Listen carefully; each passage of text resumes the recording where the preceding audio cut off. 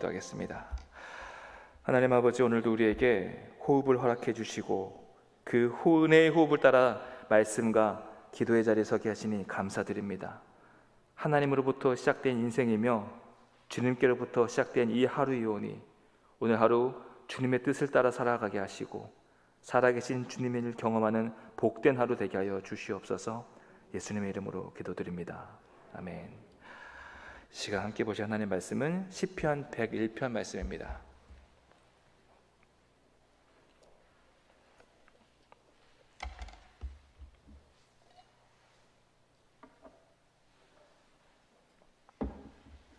시편 101편 1절부터 8절까지의 말씀 한 절씩 교독하겠습니다.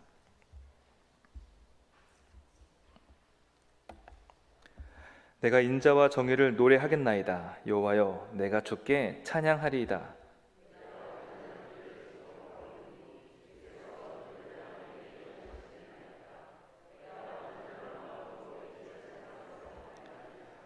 나는 비천한 것을 내 눈앞에 두지 아니할 것이요 배교자들의 행위를 내가 미워하오리니 나는 그 어느 것도 붙들지 아니하리이다.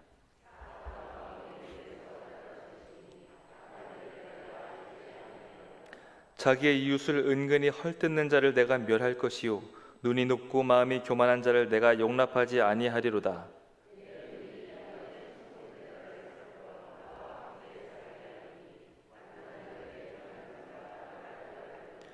거짓을 행하는 자는 내 집안에 거주하지 못하며 거짓말하는 자는 내 목전에서 서지 못하리로다. 아침마다 내가 이 땅의 모든 악인을 멸하리니 악을 행하는 자는 여호와의 성에서 다 끊어지리로다. 아멘. 어느 분야에서나 기초가 참 중요합니다. 우리가 공부를 하든 운동을 하든 노래 부르는 것도 그냥 재밌다고 하는 것이 아니라 기초를 잘 쌓아야지만 잘 할 수 있는 것은 우리가 이미 잘 알고 있는 바입니다. 예수님께서는 마태복음 5장에서 7장까지 그 산상수훈의 그 긴 설교를 마치시면서 맨 마지막에 이러한 말씀을 하시죠. 그러나 누구든지 이 말을 듣고 행하지 아니하는 자는 모래 위에 집을 지은 자와 같다라고 이야기를 하십니다. 들음이 아무리 많을지라도, 아는 것이 아무리 많을지라도, 심지어 예수님의 그 설교를 직접 듣는다 할지라도 믿음과 행함이라는 기초가 없다면 그 많은 지식들 아무런 활용 가치가 없다는 것입니다. 그리고 우리는 모래성처럼 쉽게 무너지는 인생이 되고 말 뿐이라는 것이죠. 아이들을 키우면서 많이 들려주고 읽혀줬던 동화가 있습니다. 바로 아기 돼지 삼형제였습니다. 여러분 내용 다 아시겠지만 벽돌로 집을 지은 막내 돼지 집만 늑대의 바람에 넘어지지 않습니다. 무너지지 않으려면 튼튼하게 져야 된다. 이건 이제 어린 아이들도 아는 상식이 되었습니다. 마찬가지로 우리에게 믿음이라는 기둥, 행함이라는 주짓돌이 세워져 있지 않다면 우리 인생은 조금만 충격이 가해져도 견디지 못하고 쓰러지고 말 뿐이라는 것입니다. 우리 인생 어느 누구건 평생 순탄한 길을 걸어갈 수는 없습니다. 우리가 아무리 많이 기도를 해도 반드시 바람이 불고 비를 만납니다. 지난주처럼 폭우가 우리 삶을 집어삼키기도 합니다. 그러니 우리가 어려움 당치 않게 달라고 기도한다는 것은 어쩌면 해마다 올해는 태풍이 불지 않게 해주세요. 해마다 올해는 폭우를 내리지 않게 해주세요. 올해는 눈이 내리지 않게 달라고 기도하는 것과 별반 차이가 없다는 것이죠. 여름에 덥지 않게 기도해봐야 무슨 소용이 있겠습니까? 하나님이 여름을 지으셨고 여름을 덥게 만드셨는데 그런 기도가 무슨 소용이 있겠습니까? 오히려 더위가 올 것을 예상하고 대비할 수 있는 지혜를 구하는 것, 장마와 폭우가 올 것을 짐작하고 지혜를 구하며 대비하는 것이 더 훨씬 현명한 기도라는 것입니다. 우리가 믿음의 반석을 세우고 그 반석 위에 인생을 세운다는 것은 다른 것이 아니라 믿는 바대로 우리 인생을 살아내는 것입니다. 하나님께 지혜를 구하고 분별을 구하였다면 그 지혜와 지식으로 실제로 살아가는 것, 그것이 반석 위에 터를 세운 믿음의 인생이라는 것입니다. 우리 인생은 아는 만큼 보입니다. 모르는 사람은 바람이 불면 시원해서 좋다, 구름이 있으면 구름이 이쁘네 하지만 아는 사람은 불어오는 바람으로 태풍을 대비합니다. 아는 사람은 구름의 모양으로 폭우를 대비합니다.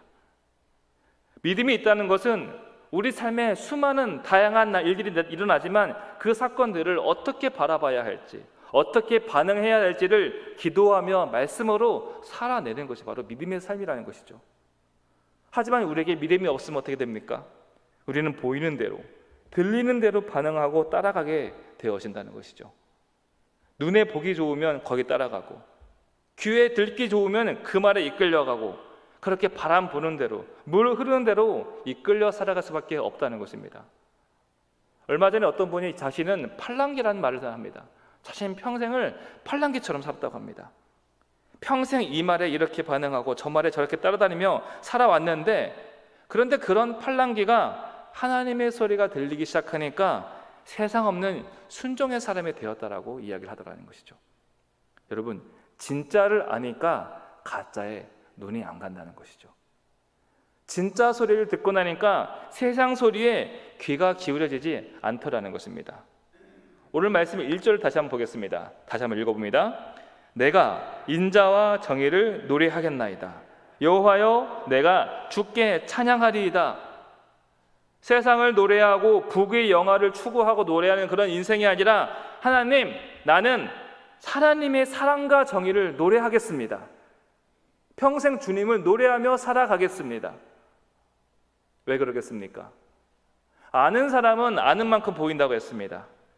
하나님이 누구신지를 아니까 썩어 없어질 세상이 아니라 하나님을 노래할 수밖에 없다라는 것이죠. 진짜를 봤는데 가짜를 노래하겠습니까? 태양을 경험한 사람은 결코 촛불에 만족할 수가 없다는 것이죠. 그럼 다윗이 경험한 하나님, 다윗이 알고 있는 하나님은 어떤 하나님이신가? 우리 2절 말씀 이어서 함께 읽어보도록 하겠습니다. 내가 완전한 길을 주목하오리니 주께서 어느 때나 내게 임하시겠나이까? 내가 완전한 마음으로 내 집 안에서 행하리이다. 적어도 다윗이 이 순간 노래하는 하나님은 완전하신 하나님이라는 것이죠. 세상의 것처럼 불완전하고 바람 부는 것처럼 정처 없는 그런 신이 아니라 완전하신 하나님. 히브리어 성경을 보면은 이 완전이란 단어를 결점이 없다, 흠이 없다로 기록되어져 있습니다. 즉 다윗에게 있어서 하나님은 흠이 없으신, 실수가 없으신 하나님이라는 것입니다. 그러니 2절 하반절이죠. 나도 흠이 없는 마음으로 살아가렵니다. 나도 완전한 마음으로 살아가겠습니다. 당연한 고백이라는 것이죠. 연애를 하면요, 그 사람이 좋아하는 걸 나도 좋아하게 됩니다. 여러분 기억하십니까? 그 사람의 관심이 곧 나의 관심이 되고요. 왜 그렇습니까?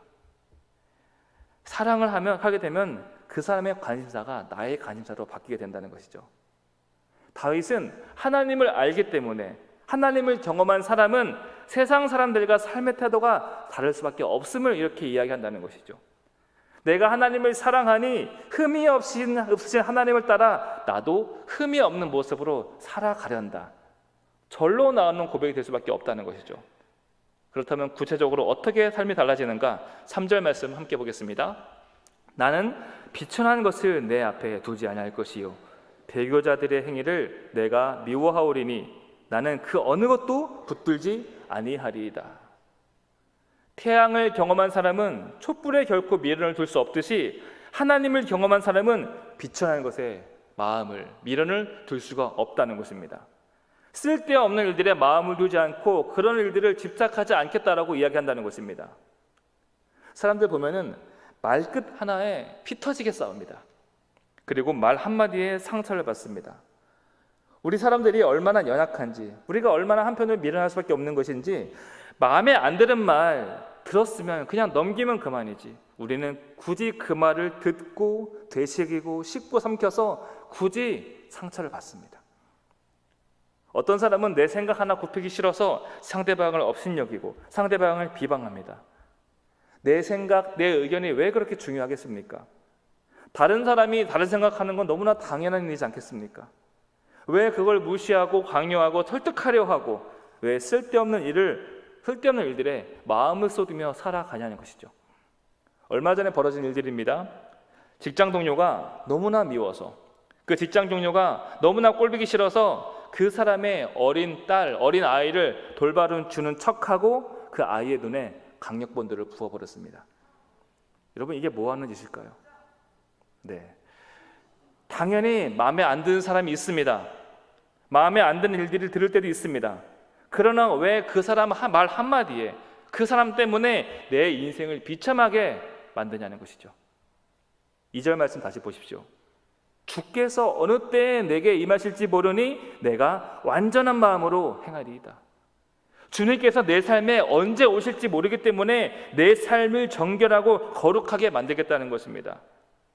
손님 맞이하듯이 그날만 청소하는 것이 아니라 언제나 내 삶에 주님이 임하실 수 있도록 차라리 내 삶을 성전으로 만들겠다. 이것이 다윗의 고백이라는 것이죠. 무엇이 중요한 줄 아니까, 무엇이 소중한 줄 아니까 그 외의 것들에 집착이 가지 않더라는 것이죠. 여러분, 다른 사람이 우리 인생 대신 살아주지 않습니다. 우리가 다른 소리에 휘둘릴 것이 아니라 하나님의 소리에 귀 기울이고 하나님의 소리에 민감하게 반응하며 살아가는 여러분 되시길 주님의 이름으로 축복합니다. 이어서 다윗은 믿음으로 결심을 밝힙니다. 우리 4절 말씀 함께 봅니다. 사악한 마음이 내게서 떠날 것이니 악한 일을 내가 알지 아니하리로다. 나는 사악한 마음을 품지 않겠다. 악한 일에는 조금도 함께하지 않겠다. 여러분들이 만약에 골목길을 가다가 골목을 돌자마자 그 골목 어귀에 무서운 동물, 징그러운 뱀이 있다고 생각해 보십시오. 어떻게 하겠습니까? 당장이고 돌아서서 그 길을 도망칠 것입니다. 여러분, 이것이 악을 대하는 우리의 태도여야 됩니다. 이렇게 악을 마주할 때마다 바로 등 돌리는 태도가 사악한 마음은 품지 않겠다, 악한 일은 알지도 않겠다라는 그 4절의 태도여야 된다는 것이죠. 악인 걸 뻔히 알면서도, 이게 죄인 걸 뻔히 알면서도 그냥 모른 채 하고 함께 동참한다는 것은 사자우리에 스스로 들어가는 것과 마찬가지입니다. 우리가 다니엘입니까? 우리에게 사자를 이길 수 있는 믿음, 사자를 이길 힘이 있는 거 아니면 사자는 어떻게 해야 됩니까? 피해야 되는 것이죠. 그리고 피할 것을 구체적으로 다윗은 알려주죠. 구체적으로 5절 말씀이죠. 이웃을 헐뜯는 사람, 눈이 높고 교만한 사람. 그리고 7절 말씀입니다. 속이는 사람, 거짓말하는 사람들의 모임을 볼 때 어떻게 해야 됩니까? 우리는 징그러운 뱀을 대하듯이 거부하고 돌아서고 그 자리를 피해야 된다는 것이죠. 악의 모습, 죄의 모습, 호기심으로 갖는 순간 우리는 악에 금방 오염되고 맙니다. 나는 절대로 빠지지 말아야지 호기심을 살펴보다가 도박에 빠지고, 나는 절대 넘어가지 말아야지 호기심으로 구경 갔다가 그 무리에 물들어서 죄를 짓는 일들, 우리 주변에 얼마나 많이 보게 됩니까? 우리가 살면서 반드시 알아야 될 일들도 있지만 몰라야 될 일들, 몰라도 될 일들도 있습니다. 요즘 그게 유행이래, 요즘 그게 대박이래. 맞습니다. 말 그대로 요즘 그러다 사라질 일들입니다. 우리가 하늘에 떠 있는 태양을 두고서 촛불들 따라다니다가 바람 한 번에 그 불들 다 꺼지면 우리는 길 잃는 인생 돼버리고 한다는 것이죠. 그러니 오늘 4절처럼 사악한 마음은 품지도 않겠다, 악한 일은 가담하지도 않겠다, 우리는 수시로 결단하고 결심해야 되는 것입니다. 무엇이 믿음이겠습니까? 기도 많이 해서 복 한 움큼 가져가는 것이 믿음이 아니라 더운 여름이 오면은 미리 그 그늘 밑으로 피하고 물을 많이 마시는 것, 추운 겨울이 오면 월동 준비를 미리부터 하는 것, 외출한 후에는 손을 반드시 씻고 양치하고 실내는 자주 환기시켜주고, 이런 것들이 우리 삶을 지켜주는 지혜이듯이 믿음이란 미리 알아차리고 반응하는 것입니다. 이웃의 악에 대해서 나는 그들과 같이 악을 악으로 갚지 않겠다, 악은 그 어떤 모양이라도 버리겠다, 끊임없이 다짐하며 선으로 악을 이기는 것, 죄의 기미가 보이면 재빨리 돌이키는 것, 그렇게 우리가 믿음을 하나씩 지켜나아갈 때 우리는 반석 위에 집을 짓는 튼튼한 인생이 될 것입니다. 오늘도 여러분들은 아침부터 밤이 되도록 수많은 소리를 듣고 수많은 것들을 보며 살아가게 될 것입니다. 그리고 그 중에서 수많은 악한 소리들과 수많은 죄의 모습을 함께 보며 살아가게 될 것입니다. 그렇다면 우리는 그때 오늘 하루 어떤 다짐을 해야 되겠습니까? 오늘 성경이 그 답을 제시합니다. 1절 말씀이죠. 나는 주님을 노래하겠습니다. 나는 주님을 찬양하겠습니다. 아멘이십니까? 2절처럼 나도 주님처럼 흠이 없는 모습으로 살아가겠습니다. 아멘. 3절 이하처럼 나는 죄를 멀리하며 살아가겠습니다. 사랑하는 성도 여러분, 우리가 성령 충만하기를 기도한다는 것은, 믿음의 사람이 되기를 기도한다는 것은 이런 다짐이어야 되지 않겠습니까? 여러분, 성령 충만해서 어디에 쓰시겠습니까? 성령 충만하시다는 것은 내가 점점 더 하나님을 추구하는 것입니다. 점점 하나님 나라와 그 뜻을 구하고 점점 우리가 하나님의 형상으로 변모되어져 가는 것이 바로 성령 충만입니다. 그리고 그 결과 4절처럼 나는 사악한 마음을 품지도 않겠다. 악한 일은 알지도 아니하겠다. 이렇게 다짐하며 실천하며 오늘 하루를 살아가는 저와 여러분 되시길 주님 이름으로 축원합니다. 말씀을 기억하면서 함께 기도하겠습니다.